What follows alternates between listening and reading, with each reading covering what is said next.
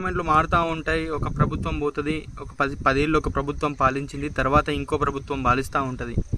జనాలు కొత్త కొత్త కోరుకుంటూ ఉంటారు. దానిలో భాగంగానే ఈరోజు రేవంత్ రెడ్డిని మనం సీఎంగా కాంగ్రెస్ ప్రభుత్వాన్ని మనం తెలంగాణ ప్రజలు నిర్ణయించారు.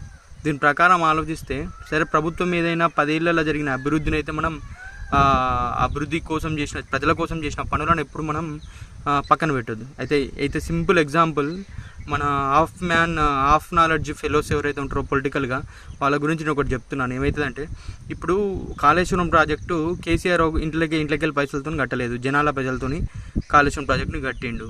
కాకపోతే ఏంటంటే ఆయన మార్కు చూపెట్టిండు, నేను నీళ్ళ కోసం ఎంతగానం తనలాడుతున్నా, ఒక తెలంగాణ రాష్ట్రం నీళ్లు లేవు అనే ఒక తెలంగాణ రాష్ట్రం కోసం కొట్లాడినాం, తెలంగాణ తెచ్చుకున్నాం.